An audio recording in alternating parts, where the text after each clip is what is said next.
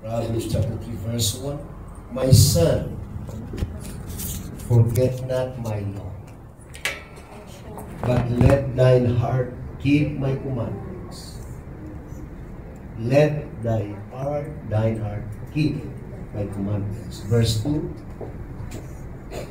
For length of days and long life and peace shall they add to thee. Let not mercy and truth forsake thee. Bind them about thy neck, write them upon the table of thine heart. Amen. Verse 4. So shalt thou find favor and good understanding in the sight of God and men. Wow. Praise God. Verse 5. Trust in the Lord with all thine heart, and lean not unto thine own understanding. Verse 6. In all thy ways acknowledge him, and he shall direct thy paths. Praise God. 7. Be not wise in thine own eyes. Fear the Lord, and depart from evil. Hallelujah. Next verse. It shall be held to thy navel, and marrow to thy bones. 9. Honor the Lord with thy substance, and with the first fruits of all thine increase. 10. So shall thy barns be filled with plenty, and thy presses shall burst out with new wine. Lord, i-bless mo kami. Yes. Ang salita mong Panginoon, tumubo, pagkaugat at mamunga sa aming mga buhay.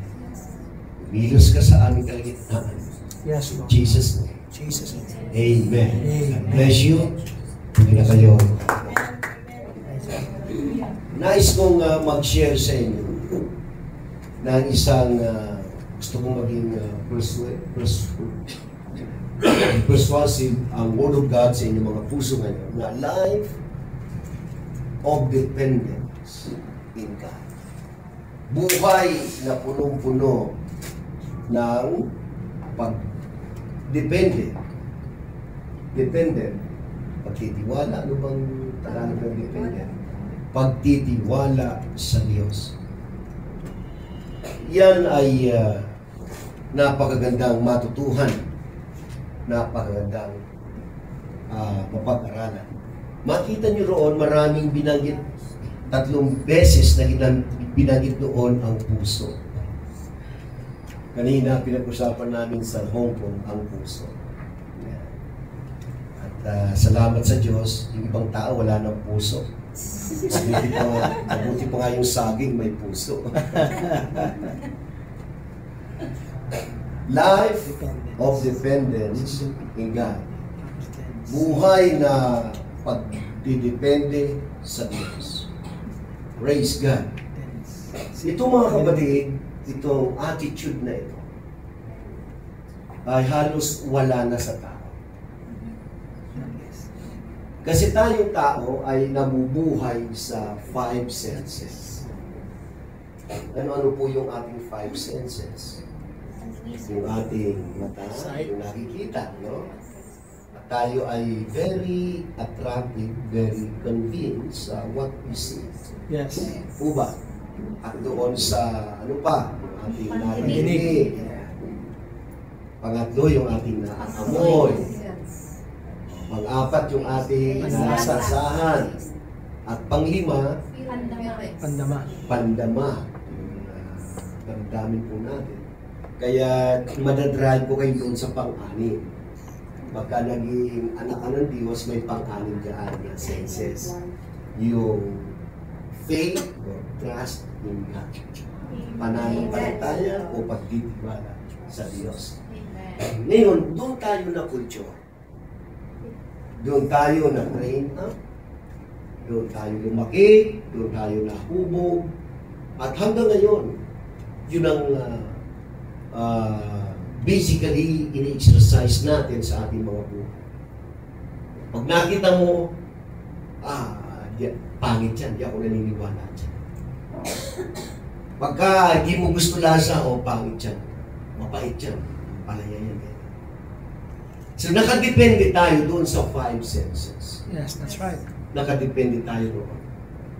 Ngayon, sa paglilingkod sa Panginoon, may sinabi si Apostol si Habakkuk, the just shall live by faith. Ang taong matuwid sa pananampalataya, mabubuhay. Now, ano yung pananampalataya? Bakit doon tayo mabubuhay? Ang pananampalataya, ito po yung pure knowledge mo sa Word. Ito yung perception mo, ito yung understanding mo sa Word of God. Kapag ka maraming alam sa salita ng Panginoon, meron kang malawak na pagkakakilala sa Diyos. Amen. Kasi makikilala mo ang Diyos dito po sa God in writing. Si Jesus Christ, the Bible is Jesus Christ in writing. Si Jesus na nakasulat. Kung para makilala mo si Jesus, basahin mo ang sulat. Amen. Basahin mo ang isip niya. Alamin mo ang plano niya. Amen. Kilalanin mo ang kanyang mga kalooban sa buhay mo, general will mo ng Panginoon sa iyo. Kaya meron siyang specific will sa iyo. Matututuhan po natin yan by faith, sa pananampalataya, sa pagbabasa, sa pagkikinig at pag-aaral ng salita. Amen.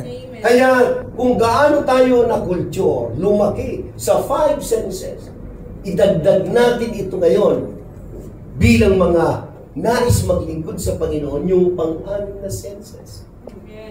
Yung pananampalataya sa Diyos. Amen. Amen. Tatarbahuhin natin ito para makilala natin ng gusto, lubos ang Panginoon. Merong tatlong sinabi ang Panginoon: study to show thyself approved. So pag hindi tayo nag-aral mabuti, baka ma-disapprove tayo. Amen. Sabi ni John, sabi ng Panginoon sa through the book of John, search the scripture if you think you have eternal life. 5:39. Kung inaakala natin na may kaligtasan tayo, akala, ang payo ng Panginoon, search the scripture. Saliksikin natin ang banal na kasulatan. Doon natin siya makikilala. Doon natin malalaman ang plano niya. Di po ba? Pangatlo, give yourself diligently to reading. Bigay mo sarili mo sa pagbabasa. Kaya ang taong palabasa, malawak ang kaalaman. Amen. Amen. At alam nyo na ako, maedad na ako, birthday ko ngayon, 58. Oh, thank you. Napapagod na ako kababasa ng isip ng tao. Mga books. They are written by men. Pero pag nagbasa ka ng scripture, Amen. Amen. lalakas ka, sisigla ka. Kasi ang nalalakad mo sa Bible, things above the sun. Amen. Wala namang aklat na nagtuturo ng impyerno. Wala aklat na nagtuturo ng ibangil. Wala aklat na nagtuturo ng lahat ng bagay. Domestic laws, relationship, everything. Maski ang batas ng impyerno sa buong mundo, nakasalig na katayo sa 10 puso. Dinagdagan na ngayon. Huwag natin banggitin. Kaya mga kapatid, sa Word of God sila nakatayo. Sa Word of God. Kaya kung malalaman natin ang gusto, bibigyan natin yung ating sarili sa reading, studies, and searching of the Scripture, I tell you, you will increase. Amen. Amen. Amen. Amen. Amen. Amen. Yan ang greatest discovery, discovering the will of God. Ang kalooban ng Panginoon sa buhay natin. Ngayon, tingnan nyo ang sabi sa verse 1.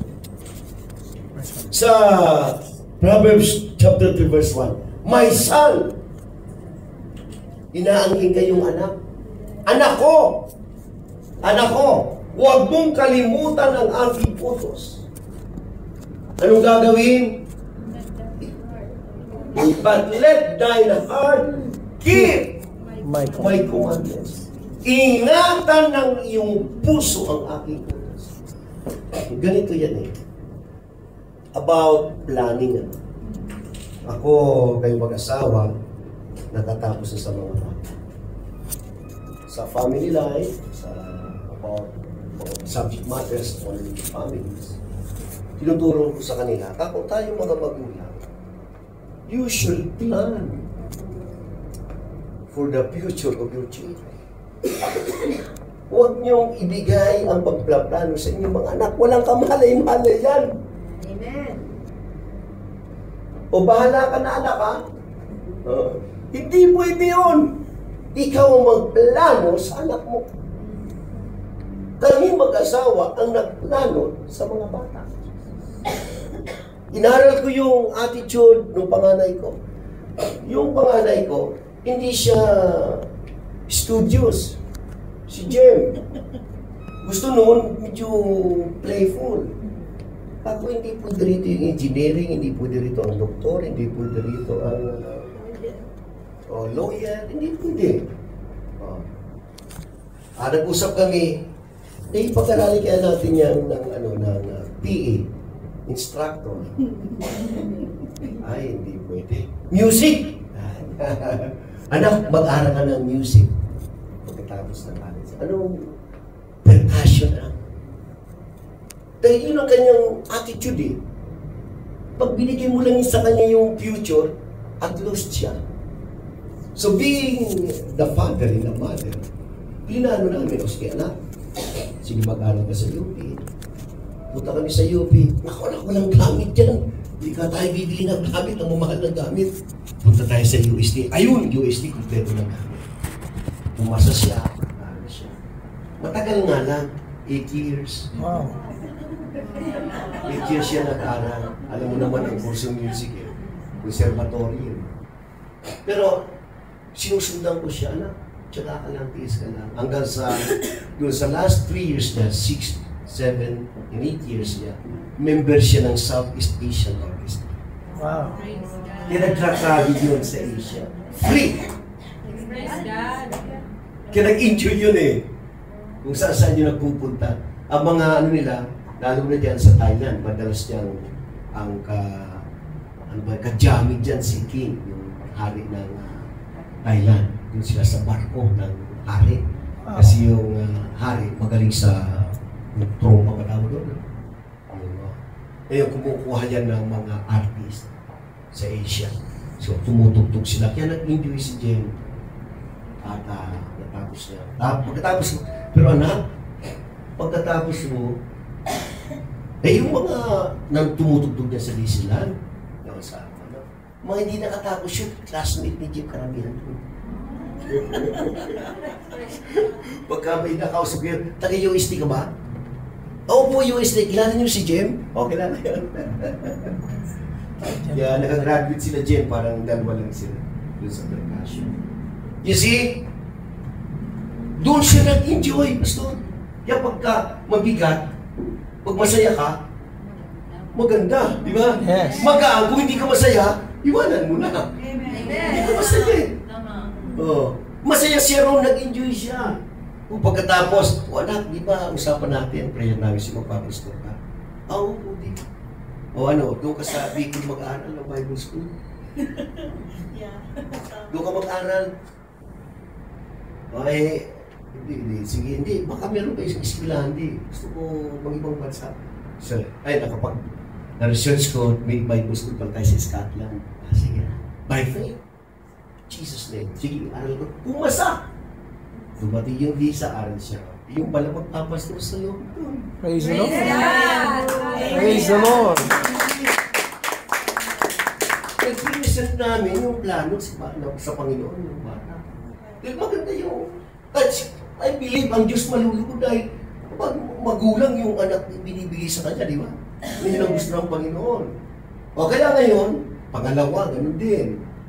Ganun din. IT, trabaho. Ako mag-aaral na rin ng Bible School. Dahil pangarap namin sa iyo, prayer time sila, maging pastor ka.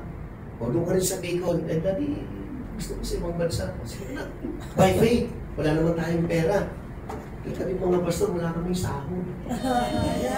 Pero ang sahod namin, ang mana namin si Jesus. Amen. The boss. Meron ka kayo, meron, si Jesus na sa iyo, ikaw may-ari ng langit at lupa. Amen. Well provided. Nakatapos siya ng 3 taon, aral sa New Brunswick. Ngayon nagpapastor. Ganon din yung babae na din, kukunin ko, mag-CPA. Magaling ka sa iyo. O ngayon, CPA siya. You see, church, yung Panginoon ay magandang plano sa atin. Yes, right. Ang plano ng Panginoon sa atin, anak, ingatan mo ang ating salita ng buong puso. Kapag iningatan natin ang salita ng Panginoon sa ating mga puso, ang kasunod na pangako ng Panginoon sa verse 2, mahabang buhay. Hallelujah. Sino gusto ang mahabang buhay? Amen. Sino gustong makita ng maaga si Lord? Sana kung si Lord eh. Ayaw natin, di ba?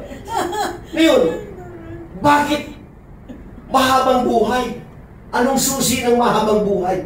Kapag ang salita ng Panginoon iniingatan mo sa iyong puso, ang pangako ng Panginoon, length of days. Hindi lang mahabang buhay. Mahabang panahon, araw, marami kang panahon, at mahabang buhay. Length of days and length of life. At itong buhay na to, punong-puno ng peace. Kapayapaan. Kapayapaan. Idaragdag sa'yo. Additional. May additional pa, oh. Shall they add to thee? Hallelujah. Praise God. Maraming idadagdag ang Panginoon. Amen. Kaya yung Word of God, mahalin ninyo. Basahin niyo to. Di baling madumihan, guhitan niyo. Dahil ang Bible na marumi, malinis ang may-ari mo. Ang puso na nagmamay-ari ng maruming Bible, malinis. Pero pag malinis ang Bible, ang nagmamay-ari ng marumi ang puso.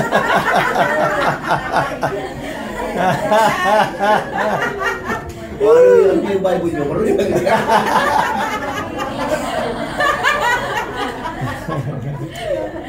Ayos yun ha. Walang ka. O, di ba?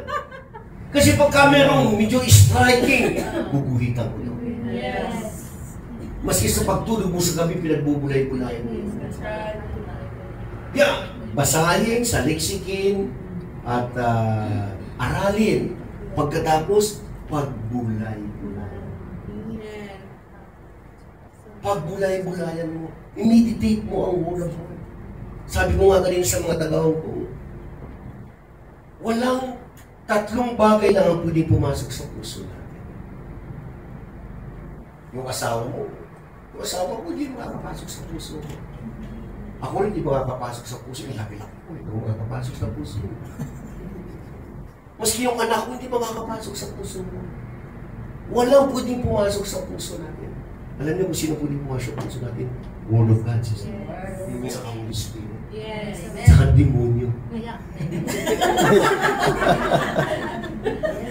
Di ba sabi ng Panginoon, know ye not that your body Is the temple is the temple of the Holy Ghost, the Holy Spirit. At meron dyan tao sa Bible na temple siya ng legions.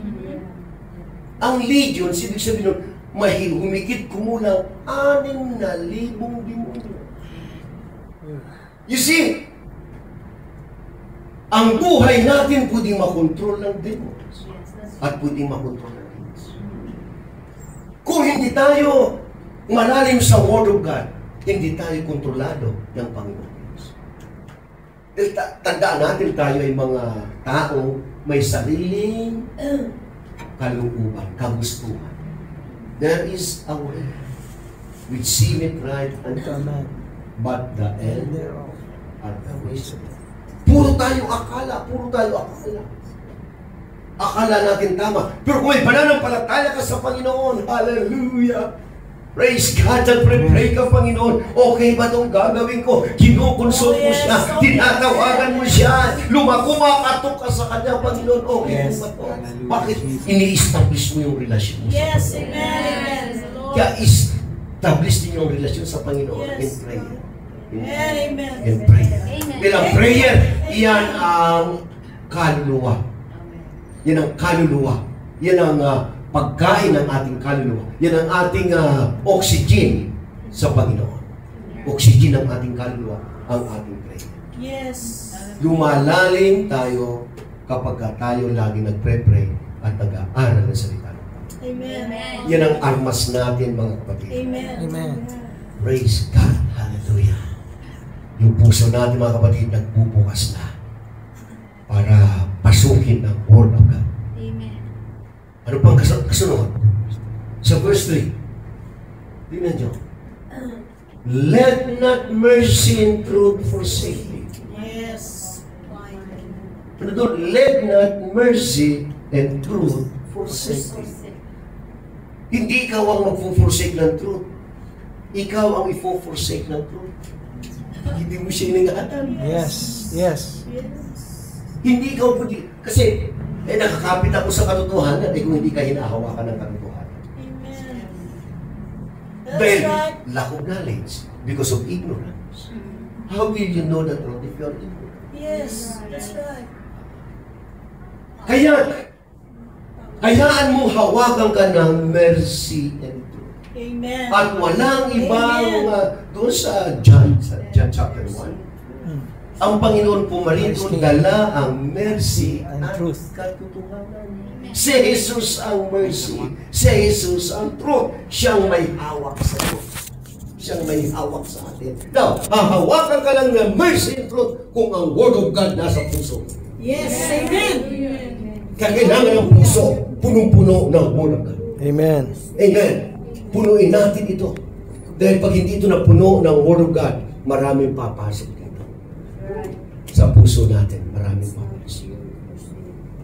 Doon sa, may binasa ko sa Mark kanina, tungkol sa puso.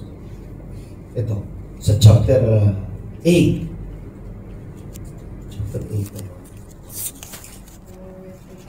Tingnan niyo mga kapatid kung ano ang chapter 7.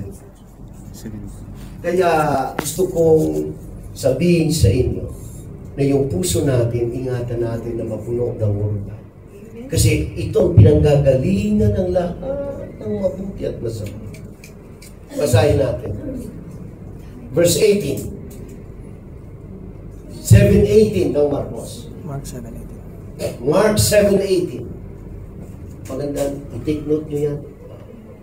Take note nyo. Para pagdating doon, isa puro kayo hallucination pag uwi sa inyong dormitory. Magbasa kayo ng scripture. Amen. Amen. Yung mga kumag-anak nyo sa Pilipinas, huwag nyo masyadong pinag-aalala yung malalaki na yun. Correct. Oo. Minsan hindi yayakap natin masyado yung hindi natin kaya yakapin. Kung bayan lahat sa Diyos. Amen. Kung bayan lahat sa Diyos. Yes, yes. Totoo yan. O dahil mga anak ko malalayo. O, di ba ako mag-aalala? O, magkasakit. Huwag ka mag-aalala. Panginoon, pag namatayan, sa'yo naman yan, tikunin mo. Ganun ang principle ko eh. Yun ang word of faith ko sa Panginoon. Ngayon, kung gusto mong gamitin, hindi gamitin mo. Binigay ko na sa iyo. Ikaw na bahala yan. Kaya komportable kami mag-asawa kahit malayo sila. Nilalam ko ang kamay ng Diyos nasa kanila. Amen. Kilala ko sila. Amen. Iikot sa Panginoon.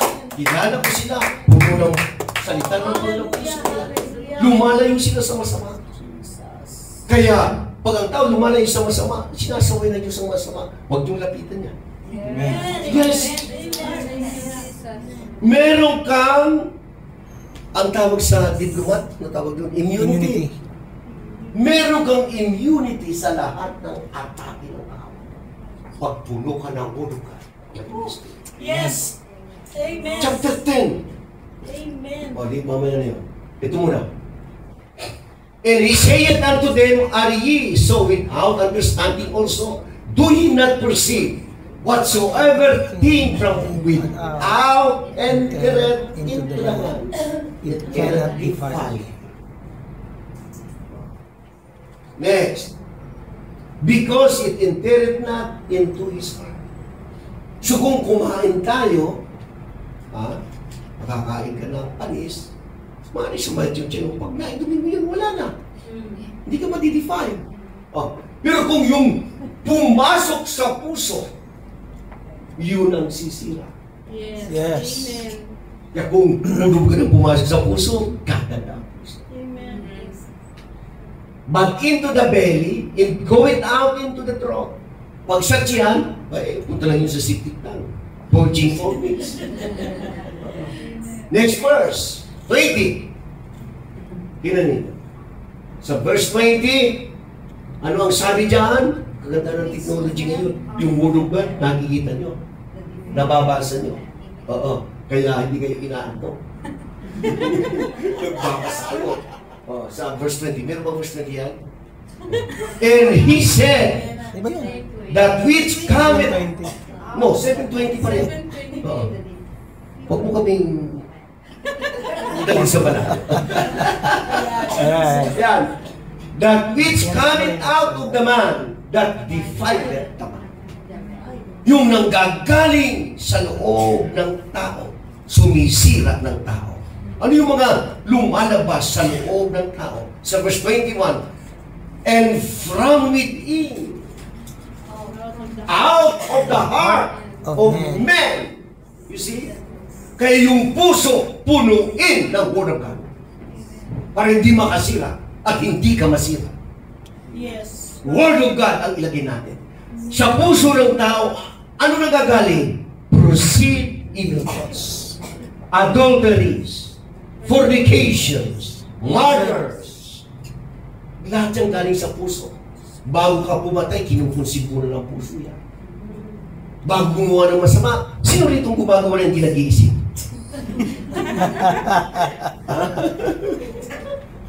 Di ba? Anong klaseng tao? Anong uri yung tao gumagawa ng hindi nag-iisip? You see? Pagka naandyan na yan sa loob, kinukonsib na yan. At pag kinonsib na yan, makikita mo na yung resulta. Noong gawin. Noong gawin. Ito. Pag nakita mo, brad, sister, iyan yung iniisip mo. Ilang taon mo nang iniisip yun. Kaya ngayon, nag-mature na. Lumabas na yung nasa puso't isipan mo. Ayan na! Ngayon, maglulubasay ka dyan. Humingi ka na ng tulong sa Diyos. Bantayan natin ang ating Diyos. Word of God ang ilagay natin dito. Lasciviousness, thefts, covetous, wickedness, deceit, lasciviousness, an evil eye, blasphemy, pride, foolishness. Meron pa sa 23, all these evil things come from within and defile. Ano ang magbibigay sa atin ng strong resistance against all these evils? Not to enter into our Word of God. Word of God. Word of God. Oh, hallelujah. Wala nang ibang pwedeng makablock sa evil, kundi Word. That's right. That's right. Word of God. Kaya mahalin niyo ang Word of God. That's right. Mahalin niyo ang salita ng Panginoon. Amen. Sino wala pong Bible? Bumili na kayo ng Bible. Mura lang yan. Ano sister? Pag nasa, nasa mobile na. Wala ka bang... Nasa cellphone na. Nasa cellphone na. Iba rin yung binabasa. Yes, oo. Ako may Bible ako rito sa iPad, may Bible sa computer. Ang dami! May Bible ako sa cellphone. Iba pa rin yung eto. Amen. Naguguhitan ko. Yes. Uulit-ulitin ko. Nasusulatan ko. That's right. Iba pa rin yung meron kong Bible. Amen. Iba pa rin yung merong written word. Amen. Ang Word of God, gusto kong i-define sa inyo. Dalawa ang Word of God. Dalawang klase. Yung Logos at saka yung Rima. Ano yung Logos? Yung Logos, ito yung nakasulat. Written. Written word. Yung Rima, yung active word, nag-pre-preach ako rito. Habang nag-pre-preach ako rito, may natatanggap kang mga information o kaya enlightenment, insights, yun ang rima. Na kailangan mo sa oras na yun. Na minsan, itong pastor na to, parang siguro may nagsabi niya, nagsumbong siya, ba't nalalaman niyo yung buhay? Correct. O meron Correct. ganyan, Amen. sinisita mo. Bawat week, pag nakita ko sa labas siya, tatagayin ko yan eh. Siguro kasi nung bumukuro sa, kasi yung mag-asawa, yung asawa, sa simbahan na palagi. Yung lalaki, hindi pa. So, first time yung magsimba, pagdating ng bahay, sinubog mo ko sa pastor mo, no? Bakit? Di ba't alam na niya yung ginagawa ko? Malay ko yun ang rima. Kasi ang Word of God is sweet And powerful. sharper than two-edged sword. Tatabasin, ikukonvict yung puso mo at ipapakita yung sarili mo kung sino ka sa harapan ng ating Panginoon. Kaya magre-repent ka, Panginoon, patawarin mo kung baguhin Oh, mo. yes. Hallelujah. Nagkukonvict ang Hallelujah. Hallelujah. Nag-change ng puso ang Word of God. Nagbabago ng buhay ang Word of God pag pumasok yan sa puso natin. Mababago ka. Mababago ka. Pag pumasok ang puso o sa puso ang salita ng ating Panginoon. Kaya papasukin niyo ang salita ng Panginoon. Papasukin niyo. Sunod dyan ang Espiritu ng Panginoon papasok sa inyo. Amen. Pag pumasok ang Espiritu ng Panginoon sa buhay niyo. Hallelujah. Tatalon kayo. Lulundag kayo. At sasabihin niyo, ito ang matagal ko na ginawa. Amen. Amen. Ito ang matagal ko na ginawa. Magbibigay ng contentment, magbibigay ng satisfaction, ng joy, ng peace, ng righteousness sa inyong mga puso. Ang Holy Spirit. So, sa susunod ng mga araw, tuturo yan ng inyong pastor. Amen. Then, sa verse 4, ano mangyayari? And write them upon the table of thine heart. So, isulat ninyo ang salita ng Panginoon sa inyong puso sa verse 3. Isulat niyo ang salita ng Panginoon sa inyong puso. Lalo na sa New Testament. Ito ang New Covenant ng Panginoon sa atin. Na ang salita ng Panginoon isusulat sa ating mga puso. Amen. Kaya, alam niyo ba na sa ayon yun sa gusto? Aralin niyo hindi ang salita ng Panginoon. Ang salita ng Panginoon na isulat na sa ating puso. Kaya pagdating sa Judgment Day, yung sasabihin mo, hindi ko alam ang salita ng Diyos, hahatulan ka ng Panginoon. Doon sa katayuan mo na hindi mo inalam ang salita ng Panginoon. Romans 2:15-16 yata. 15-16. Kaya, aralin niyo na ang salita ng Panginoon. Mag-i-enjoy ka. Ang sarap ng Word of God. Yes. Amen. Masarap ang Word of God. Noong bago ko sa Panginoon, noong hindi pa masyadong alam na abala, kung magbasa ko ng Word of God, magdamagan, hindi ako inaantok. Pero ngayon, pag nagbasa ko ng Word of God, inaantok na ako. Meaning, ang Word of God, pwedeng sleeping pills. Oo. Hindi ka makatulog, magbasa ka ng Word of God, makatulog ka. Sleeping pills. Pwede rin na kape. Na hindi ka makakatulog pagka nagbabasa ka ng Word of God. Yan, kung gusto mong antukin madali, magbasa ka rin. Lord, patulogin mo. Magbasa ka. Maya-maya, inaanto ka na. Tulog ka na. Maraming gamit ang buwan. Sleeping pills. Ano ba yung hindi papatulog? Hindi, ano ang tawag? Gising. Panggising, yan. Word of God, panggising. Verse 4. Tingnan nyo ang ibibigay ng Panginoon sa inyo. Makakasumpong kayo ng pamor, mabuting panguunaw sa panginingin ng Diyos at Ang paningin. tao. Yun ang payo ko sa mga anak ko. Anak, mga kapatid, kahit saan kayo magpunta, hanapin nyo lang ang favor ng Diyos. Yes. Favor. Hanapin nyo ang favor ng Diyos. Kasi pag nakuha nyo ang favor ng Diyos, idaragdag na ng Diyos yung favor ng tao. Correct. I-please nyo lang ang Panginoon. Correct. Walang kabog-kabog yung employer nyo natuto, binibigyan kayo ng sobre, binibigyan kayo ng promotion. Oo. Totoo yan, kasi hindi kayo humingi ng favor sa Kanya, hindi kayo humingi ng request sa Kanya. Correct. That's the It's law. true. Bigyan mo na ng favor, i-please mo lang ang Panginoon sa araw. Bigyan mo na ng promotion. Kasi promotion coming not from the east, coming not from the west, coming not from the south. Promotion comes from the Lord. Yes. Kung hanapin nyo lang ang pabor ng Diyos. Pagka may pabor ng Diyos sa inyo, lahat yan. Yeah. Yung pabor ng tao, ibigin sa inyo. That's right, that's right. So maging God's pleasure kayo. Amen. Magtrabaho ba kayo na hindi dahil sa sahod? Magtrabaho kayo hindi dahil sa livelihood? Magtrabaho lang kayo dahil sa Diyos. Amen. Makakakita kayo ng kamay ng Diyos at gumagalaw sa makikita niyo. Buhay ang Diyos. Amen. Hindi siya nagbabago sa kanyang bansa. Hallelujah. Tapat ang Diyos. Totoo ang Panginoon Diyos. Amen. Ilang taon na kami naglilingkod sa Kanya. Buhay na buhay siya. Oh, 35. amen, amen. 35 years. Kami mag-asawa, nag-resign sa aming mga profession. Pastor kami, nag-minister. Kailanman. Ang Diyos mga kapatid, tinuruan kami sa Kanya lang humingi. Sabi ko nga kay Pastor, sa lahat ng parte ng buhay namin, tinutuhod lang namin mag-asawa. Tinutuhod. Hinulog. Tuhurin mo. Tuhurin mo. May problema tayo, tuhurin natin. Luhod. Panginoon, ito ang problema namin. Problema sa bata, problema sa church, problema sa Panginoon, itong tao ito, ginagawa kami ng problema. Kailan ba? Amen. Ang Diyos ang kausapin mo.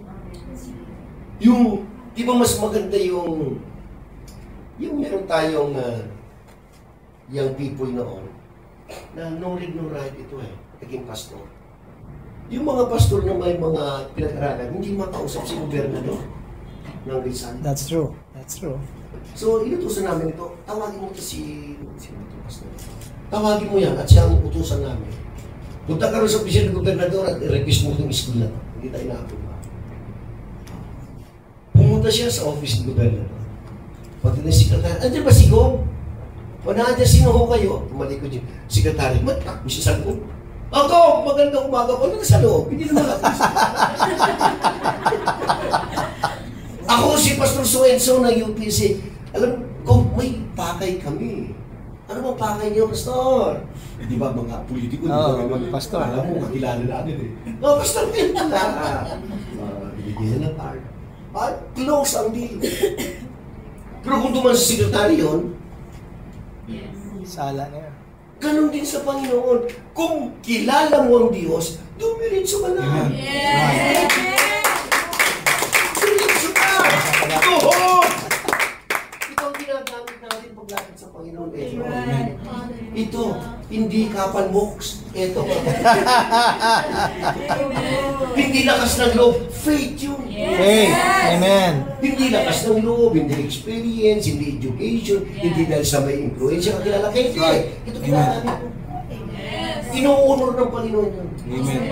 Pag Oh God, oh God, oh yung God. doon tayo masanay mga kapatid na tumawag sa Diyos. Hulog ka dyan Bigyan ka ng favor ng Diyos at ng lahat. Pag nakuha mo ng favor ng Diyos, tapos na solve na lahat. Ang Panginoon na ang bahala sa lahat. Hallelujah. Pagka nalugod ng Panginoon, may nakalabitin tayo yan. Yung anak ko huwag mo pababayaan yan. That's right. Marami nang nangyaring gano'n. Dito sa Bible School, Pastor, kasi nagtayo kami ng Bible School sa Iligan. By faith. Ngayon, marami akong utang sa hardware. So, kasi once a month, uuwi kami ng Bible School para magturo mag-asawa. After that, straight kami 1 week tuturo. Issue ako ng PDC doon sa hardware. Habang nag-Sabado, yung check magbuhod yata ng Monday yun. Drive ako, sabi ko yun. Nag-aalala ba ako? Saan kaya ako magbuhan ng pambala? Wala ko pera yun. Alam mo, Panginoon nagsalita sa akin. Pag ikaw ang nagpatakbo ng school na yan, bankrupt ka, 1 week lang sarado ka na buhay talagang Panginoon. Ibigay mo sa akin yan, ako magpapatakbo niyan. Tuloy-tuloy yan. Oh, God. Amen. At ganun nga. Oh Lord, sorry ha. Sige, sa'yo naman yan, di ko bahala. Pagdating ko na Maynila, following day, linggo, mag-preach ako somewhere in Pampanga. Tapos, nag-drive ako. May tumawag, Pastor, hindi ako makakapagsimba. I-text mo sa akin yung account number mo at meron akong ihuhulog na pera. Praise God! Hallelujah! O sige, o tawag mo yung yung secretary ko ron. So, o sige Pastor, text natin. Kung anong kailangan, may sobrang 10% tithes. Oy, praise the Lord. Computed ng Diyos. Solve ang problema! Amen. Amen. Marami nag-aaral sa Bible School. Sino sponsor mo? Si Pastor Nomer po. Sabi sa akin, the last 2 years ago, ang dami pa namang first year, may higit 30. Ako lang 30, 27. Excuse me. Ngayon, ako Lord, ang budget kada isang estudyante, 300 eh. May gift, siguro mga 12-15 yung sa akin nakaasa eh, yung pagkain nila eh. Tanggap mo naman ako ng tanggap. Iba mga anak ng pastor. Mga alam naman sa countryside nila. Ngayon, pray ako. Ako, maglulunis na naman pala, no? Kailangan makapagpadala ng pera, pray. Di, nagising ako ng madaling araw, dahil para mag-pray, binuksan ko yung computer ko. Pagbukas ko naman, may message na, I am so-and-so, so-and-so, so-and-so. From US. Sabi ganon, na I am willing, so you are the president of the school, I am willing to sponsor at least 10 students. Wow. Praise God! Doon sumulat agad ako, sinagot ko agad. Ito na yung sagot. Anda kung magpapatuto kami mag-asawa, isa-isa. Mga kapatid, God is alive. Oh, hallelujah. Hallelujah, hallelujah, hallelujah. Hindi kami pinabayaan. Amen. Yung mga bata nakapagtapos lahat, hindi kami lumapit na o nagpadala ng solicitation o nangingi. Hindi! We just pray and pray and pray. Amen. Amen. Amen. Yan ang exercise ninyo sa inyong ika-anim na senses. By faith! By faith! By faith! Pag nakuha mo ng pabor ng Diyos, solve na lahat. Then verse 5, trust in the Lord. Trust in the Lord. Nang ano? With the half of your heart? No. With all thine heart. Buong puso na magtiwala sa Panginoon. Itong sinasabi ko, it takes time ito. It takes knowledge. It takes prayer to trust Him. Oh, yes. Kasi ang trusting the Lord, hindi ka nagtra-trust dito sa nakikita mo, kundi yung naandun sa likod. Yun ang faith. Hindi mo nakikita pero nagtitiwala ka. Sabi ng Panginoon yan, blessed, pagpapalain yaong naniniwala, ngunit hindi nakakita sa akin. Mas blessed yung naniniwala sa Panginoon kaysa kung sa nakakita sa Panginoon. That's right. That's right. Trust in the Lord with all thy heart. At huwag tayong magtiwala sa ating pag-uunawa sa ating 5 senses. Magtiwala ka sa Panginoon. Amen. Magtiwala ka. Yung give up ka sa Panginoon. Yes. Ang pananampalataya dito, katulad po ng childlike faith. Ano yung childlike faith? Yung bata, walang iniisip yun. Nasa loob ng bahay. Alam niya, pagdating ng oras ng hindi siya. Pag oras ng tulog, patutulogin siya ng magulang. Pag oras ng paligo, paliliguan siya. Walang iniisip ang bata. Total dependence. Lahat ng depende siya, all dependent to the parents. Ganyan mga kapatid. Kaya blessed yung tao mayroong childlike faith. Oh, yes. Oh, Lord. Ang dami ko sa church na merong na-adapt ka ng childlike faith. Ang dami namin sa church na ganyan. Childlike faith. That's true. Yes. Kaya natutuwa ako, pinalago kami sa ganung childlike faith na all dependent. Ang sarap magtiwala sa Diyos. Amen. Amen. Amen. Ang sarap magtiwala sa Diyos. Hallelujah. May sakit, ipag-pray namin. Hallelujah. Gumagaling. Huwag natin gawing last or second option ang Panginoon. Amen. That's right. Kasi pagka lumaki ka sa 5 senses, ang Panginoon laging last resort. Last option. Di po ba? Galing, di gumaling sa doktor, di gumaling sa gamot. Tawag ka nga ng pastor para maipag-pray yan. Hindi. Baka sakali. Ang Bible hindi. Sa James chapter 5, Is any sick if any sick among you, let him go. let him call the elders of the church. And let the elder pray. The sick, pagka pinalangin, ibabangon. Kung nagkasala, patatawarin. You see, dahil yung prayer ng taong matuwid, avail it much. Ibang prayer, mga kapatid. Amen. Amen. Kaya sa word of God mo malalaman yan. Kaya dito sa church, huwag kayong umalis dito. Tuturuan kayo, tuturuan kayo, Oh, tuturuan yes. kayo. Oh, yes. Panalangin kayo hanggang sa magiging ganap kayong Panginoon. Buo ang inyong pananampalataya. Sulit kayo na naglilingkod sa Panginoon. Sabi ko mga kahapon, hindi kayo nabibilang sa isang organization o religious organization o isang sekta, nabibilang kayo sa katawan ni Kristo. Amen. Kabilang kayo sa katawan ni Kristo. Kabahagi ka sa katawan ni Kristo. That's right. Nararamdaman ni Kristo yung inimay-may ng iyong damdamin. That's right. That's right. Concern siya sa iyo. Hindi ka niya pababalaan. You are the apple of his eye. Kaya, mga kapatid, salamat sa Panginoon, nasa katotohanan tayo. I could say this with all my heart. Nasa katotohanan tayo. Amen. Trust in the Lord. Huwag tayo magtiwala sa ating pag-unawa. Huwag. Deceptive ang ating paniniwala, ang ating pag-unawa. Di ba? Akala ko kasi, di ba? Yan ang ating, akala ko kasi tama. Akala, ayun, marami na namatay sa akala.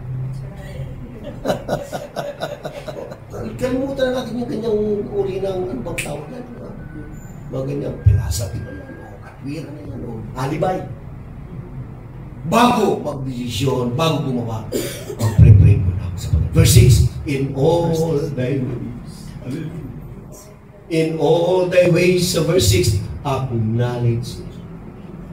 Maliit, malaki, i-acknowledge mo muna siya. Tayo kasing tao, sa sobrang tiwala sa sarili, yung lahat tayo minsan nakapagtapos ng kurso at mas na MBS, masyadong believe sa sarili. Marami tayo nakapagtapos ng MBS, masyadong believe sa sarili. That's right. Yan ang nangyayari. Laging akala, masyadong believe sa sarili. Ayaw ng Panginoon na mag-believe tayo sa sarili. Wala, hindi natin alam nga ang bukas eh. Tama? Hindi natin alam ang bukas. Kaya tinuturuan tayo mag-pray. Dahil hindi mo alam ang bukas. Mag-pray ka. Kaya sa lahat ng iyong mga gagawin, kailanganin mo siya. Kasi kung alam mo mamamatay ka bukas, hindi ka na matutulog. Kaya yan ang kabutihan, hindi pinalam ng Panginoon ang bukas. Kasi kung ipaalam ng Panginoon, lulubog yung ganyan. Kaya, di ba, kung mga nakasakay si Roglano, kung alam nilang magsisibagsakan, hindi sasakay yun. Kaya ilinagay ng Panginoon ang tao sa ganyang kalagayan para in all thy ways. Acknowledge him. Amen. That's right. Hallelujah. Meron tayong isang pastor. First time niyang sasakay ng eroplano. Alam mo naman sa atin na traffic. Aga niya umalis. na traffic. Ngayon, Lord, pakisama naman, Lord. Excited ako. First time kung sasakay ng aeroplano, excited ako, Lord. Lord, hawin mo yung mga traffic. Pagdating niya ng airport, nakalis na yung aeroplano. Lord naman, wala naman nagpag-isama. First time ako sasakay ng aeroplano, hindi ko pa ako pinasakay. Uwi siya malungkot. Pagdating niya ng bahay, balita, yung aeroplano bumagsak doon sa Cagayan de Oro. Lord, salamat ka rin. Salamat po. Buti na traffic na, buti kasama siya bumagsak. Yung Cebu Pacific. Cebu Pacific. Oo. Kaya tuwang-tuwa siya, kaya kung may mga nangyayaring gano'n, huwag kang maghinanakit, mag-pull things work together for good. Isasalpa ka ng Panginoon. That's right. You see, sa huli mo lang marirealize yun. Kaya, napakaganda na sa lahat ng ating gagawin, Panginoon. Ito ang plano ko sa atin. Kung hindi mo kalooban at may masamang mangyayari, huwag mo nang ituloy yung pinapa. Amen. Amen. Hadlangan mo, Panginoon. Hadlangan mo. Meron dyan, bigla na lang nilagnat. Hindi natuloy. Yung pala, may masamang mangyayari sa lahat. You see? Kaya, sinabi ni Job sa chapter 33, na yung iba, sinasaktan ng Panginoon yung mga buto, yung mga kalamnan sa kanilang higaan, para isalba sila ng Panginoon sa kapahamakan ng kanilang kahamulan. Job chapter 33. Kaya, kung may mga nangyayaring ganon, pagka ikaw ay nag-exercise ng verse na ito, in all thy ways acknowledge Him, masaya ka sa lahat ng nangyayari. Wala kang sinisisi. Kundi ang ginagawa mo ay nagpupuri, nagpapasalamat. Amen. Amen. Amen. Kaya anumang situation meron kayo, magpasalamat na lang kayo. Amen. Magpasalamat na lang kayo. Anong verses na sabi sa Bible?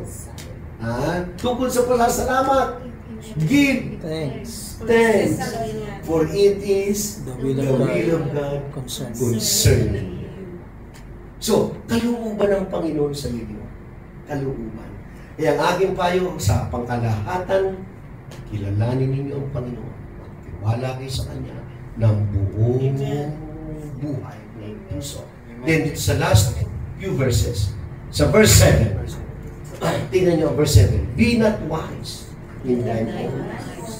Fear the Lord, depart from evil. Huwag kayong maging masyadong marunong.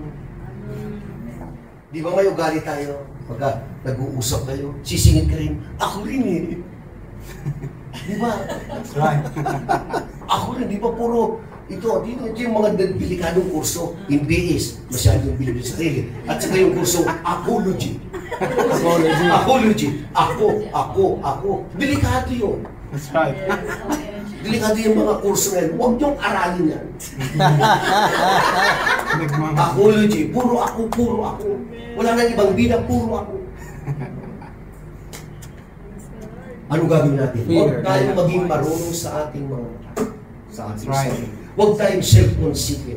At saka, matakot sa Diyos. Dahil unang hakbang ang tumanggap ng karunungan ay ang takot sa Diyos. Amen. Isip mag-pray nyo to sa inyong mga anak, sa inyong pamilya.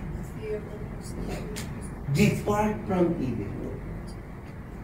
Sino rito lumalayo sa masama? Amen. Amen. O inalagay ang sarili sa masama? Lumayo kayo sa masama. Pagka mayroong appearance of evil, layo na kayo. Kasi, hindi kayo mapapabuti. That's right. Basta merong appearance of evil. Yung filosofiya ng mundo na pag hindi ka nagsinungaling, hindi ka gumawa ng ganito, parang dihado ka sa mundo yun. Kasi pag hindi ka gumawa ng masama, ang kakampi mo ay pangit. Amen. Pagkakampi mo ang langit, a man can receive nothing except it be given from heaven. Yes, Amen. John Amen. 15:7. Wala tayong tatanggapin maliban ibigay ng langit. Yes. You see? Kung tumanggap ka, bigay ng langit siya. Ginamit ang tao. Kaya, lumayo sa masama. Yan ang pagtitiwala sa Diyos. Lumayo sa masama. Pagka meron ng evil, iwas na. Layo na. Lalo na kayo, malalayo sa pamilya nyo. Walang nagbabantay sa inyo. Amen. Walang tumitingin sa inyo. Amen. Yes, walang naked eye na nakatingin sa inyo. Kaya ngayon, sa Diyos tayo matakot. Amen. Amen. Sa Diyos matakot. At pagpapalain kayo. Hindi lang instant. Dahil ayaw ng Panginoon na ganong instant. Gusto ng Panginoon na tututuhan mo. Para pag dumating iyon, alam mo, Iman. Yes, Dahil ang right. pagpapala, ito po ay nakamamatay. Pag hindi mo alam. Yes. Ano kaya, Lord? Bigyan mo nga ako, Lord, ng hamburger. Nalaglag yung hamburger sa harapan. Kakainin mo? Kakainin mo? Ha? Hindi ka kakain mo. Oh yes, bali mas ang galing. Hindi mo galing eh. May proseso ang Diyos na dinadaanan eh. Kaya, kalimutan na yung mga quick na ganyan, instant na ganyan. Instant coffee lang nila. Ang Panginoon lagi tayong dinadaan sa process. Now, malapit na ako matapos. Verse 8, it shall be held to thy name. You see, ang tumiwala sa Diyos, ang manalig sa Diyos, pag sinabi mo, held to thy native, ano yung native? Pusod. Ang sentro ng ating katawan, pusod. Bibigyan ka ng kalusugan. Yung buong katawan mo, bibigyan ng kalusugan galing sa Word of God. Amen. Hindi galing sa pagkain. Word of God ang magbibigay sa iyo ng health. Praise God. Di ba? Kalusugan galing sa Panginoon. At ano yan, marrow to thy bones. Alam niyo yung marrow ng bones? Manufacturer yan ng ating blood. Sa bulalo. That's right. Ang ating nagmamanufacture ng ating blood cells. That's right. You see, saan galing yun? Pag iningatan natin ang Word of God, nagtiwala tayo sa Panginoon, ina-acknowledge natin siya, pati physical health, bibigyan ka ng ating Panginoon. Yan ang blessing na pagtiwala sa Panginoon. Magtiwala kayo sa Diyos. Huwag tayo magtiwala sa mga tao rito. Ang sabi ni Jeremiah, sumpain ang tao nagtitiwala sa kapwa-tao. Mabibigo ka. Di ba nabigo na kayo sa pagtitiwala sa tao? Magtiwala naman tayo sa Diyos. Amen. Hindi Amen. mabibigo. Walang heartache ang magtiwala sa Diyos. Correct. Joy! Joy! Hallelujah! Verse 9. Ayan. In return sa verse 9. Ayan. Ayan, i-honor nyo naman ng Panginoon sa inyong mga substance. Ano yan? Ano yung honor? Kilalanin nyo naman ang Panginoon. Kung baga, gawin nyo siyang kapartner. Gawin mo siyang kasusyo sa buhay mo. Ano yung mga substance? Substance, ano yung pinagpala ka ng Panginoon? Gawin mo kasusyo ang Panginoon. O Panginoon, ano ka rito ha? Kasusyo kita rito. Atin to, Panginoon. Hindi akin. Lord, akin to ha. Kasi ang tao pagka tumagal na akin to, Lord. Hindi. Gusto ng Panginoon. Kilala, Lord, sa'yo galing. Yes. Sa'yo galing. Purihin ka. Sampahin. So, bigyan mo si Lord. Amen. Bigyan mo si Amen. Lord. Amen. And with the first fruits of all All that that increase. tuturo yan ni Pastor ang mga detalye yan sa inyo. Yung increase ninyo, yung unang bunga, bigyan mo ang Panginoon. Amen. Last verse. Si Pastor na kausapin nila. Hallelujah. Hindi tayo. Verse, so shall thy barns be filled with gladness. Woo! Lord. Oh. Hallelujah. pupulukin ng Diyos ang bodega mo ng marami, and thy presses shall burst out. With new wine. Yan ay idiom ng blessing. Pag tumiwala tayo ng buong puso, iningatan natin ang kanyang salita, kinikilala natin siya sa lahat ng bagay, bigyan tayo ng pangakatawan, kalusugan, pagkatapos bigyan ka ng material at yung pangalan. Basta kilalanin mo siya. Kapartner mo siya. Di ba maganda, masarap na kapartner ang Panginoon, hindi na yung Panginoon. Amen. Amen. That's right. Bibigyan ka ng kaginhawahan ng Panginoon. So church, dito sa Macau, hallelujah, huwag kayong gagawa na ng maglutong Macau. Dumaan kayo sa proseso ng Panginoon. Amen. Pakaganin nyo, tamihan ninyo ang oras ng prayer. Punta kayo ng maaga rito, mag-pray na kayo. Amen, mag-pray na kayo. Pag-uwi ninyo, mag-pray na kayo. Kaysa mag-alala kayo, mag-pray kayo. Pag-pray niyo sila, pastor, pag-pray niyo mga kapatiran, pag-pray niyo ang employer, na, alam mo, ito ang maganda, pray, Panginoon, gamitin mo ko sa akin. Bigyan mo ko, Panginoon, ng gift of healing. Pagkatapos, bigyan mo ng sakit, Panginoon, yung aking employer. Pagkatapos, Panginoon, tatawagin niya ako, ipag-pray ko siya, in Jesus' name, babangon siya para makilala. Dipindi sa faith yan. Yan, dipindi sa faith yan. Totoo yan. Kami mag-asawa dami nang gumaling sa aming ministry. Amen. Amen. Oo. Na ngayon nasa simbahan. May sakit sa bulsa, pinag-pray. Amen. That's true. Yes, yes, yes. Mga bankrupt, papakamatay na. Nailapit namin sa Panginoon. O ngayon, nasa piling ng Panginoon naglilingkod. You see, gumawa lang ako ng isang extreme na sinabi. Tiyakin nyo lang na ang inyong pananampalataya, ika nga, maugat na, malalim na, mataas na, malawak na. Sabi ng Panginoon, command me concerning the works of man. Utusan niyo ako, sabi ng Panginoon, tungkol sa gawa ng aking mga kamay, gagawin ko sa iyo. Hallelujah. So meron ka ng strong faith sa Panginoon, utusan mo ng Diyos. Panginoon, magkasama tayo rito. Sabi ng Panginoon, binigyan ko na kayo ng kapangyarihan. Yes. Yung kapangyarihan ng Panginoon, ibinigay na sa atin na nagtitiwala sa Kanya.